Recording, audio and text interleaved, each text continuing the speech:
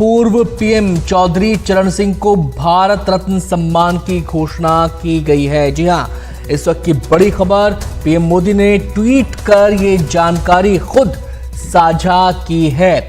एक बड़ा फैसला, बड़ी खबर। चौधरी चरण सिंह किसान नेता के तौर पर पहचान बनाई, देश के प्रधानमंत्री रहे और उनको भारत रत्न देने का फैसला किया गया है। आपको बता दें, जो पश्चिमी उत्तर प्रदेश की पूरी बेल्ट है, यहाँ पर अच्छा खासा प्रभाव उनका आज भी माना जाता है और उनकी जो लेगेसी है उसको कैरी किया उनके बेटे ने, उनके पोते ने।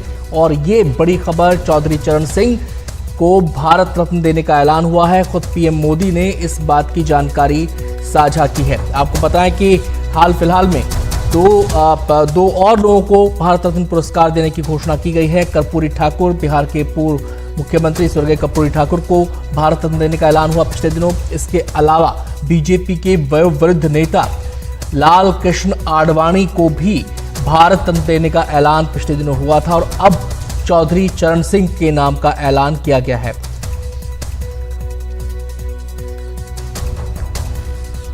आपको बताएं कि पूर्व प्रधानमंत्री नरसिम्हा राव और एमएस स्वामीनाथन को भी भारत रत्न देने का ऐलान किया गया है। सीधे हम रुख करेंगे, संवाददाता मनोरंजन भारती हमारे साथ जुड़ गए हैं इस ऐलान पर और ज्यादा बातचीत करने के लिए। पहले दो नाम, अब तीन नाम और मनोरंजन, चौधरी चरण सिंह, पीवी नरसिम्हा राव और एमएस स्वामीनाथन, ये पूरे नामों का ऐलान कर दिया गया है। और क्या क्या डिटेल्स इनके बारे में है? डिटेल्स यही है कि तीन नाम जो है उनको भारत रत्न दिया जाएगा, जिसमें सबसे पहला नाम चौधरी चरण सिंह का है।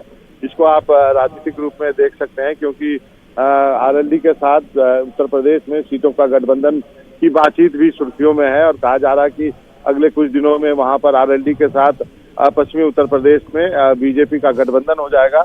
आरएलडी को 2 लोकसभा सीटें देने की बात फाइनल हुई है, साथ में एक राज्यसभा भी आरएलडी को दिया जाएगा। तो उसके पहले एक आरएलडी की मांग थी कि चौधरी चरण सिंह को भारत रत्न दिया जाए, तो वो मांग जो है स्वीकार कर ली गई है और प्रधानमंत्री ने ट्वीट करके ये जानकारी दी है।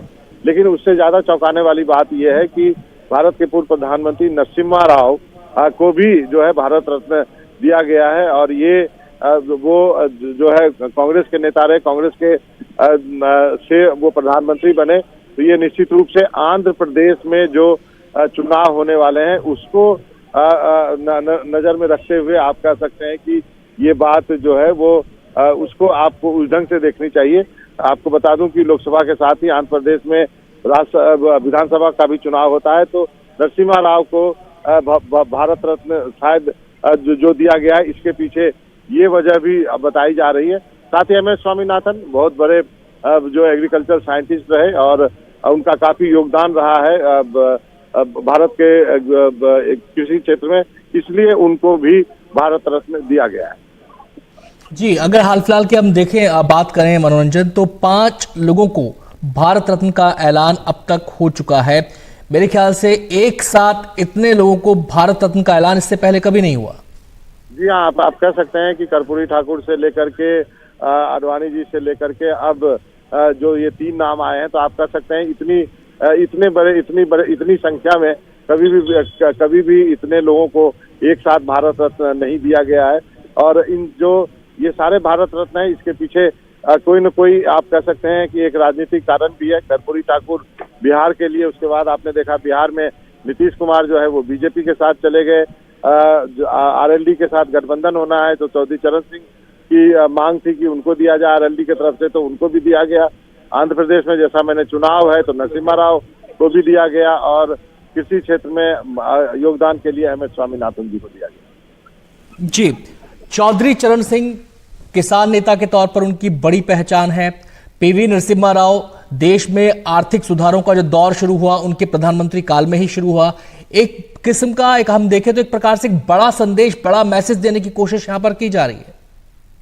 जी हाँ, निश्चित रूप से इन सभी चीजों को जो है वो चुनाव से जोड़कर ही देखा जाएगा, क्योंकि इन सब के पीछे जो असली कारण जो है वो आने वाले लोकसभा चुनाव और जो विधानसभा चुनाव होने हैं आंध्र प्रदेश में, उसको जोड़कर देखा जा रहा है। तो आप कह सकते हैं कि भारत रत्न देने की वजह जो है कुछ आप कह सकते हैं कि कई लोगों का मानना है कि इसके पीछे ये राजनीतिक कारण भी है।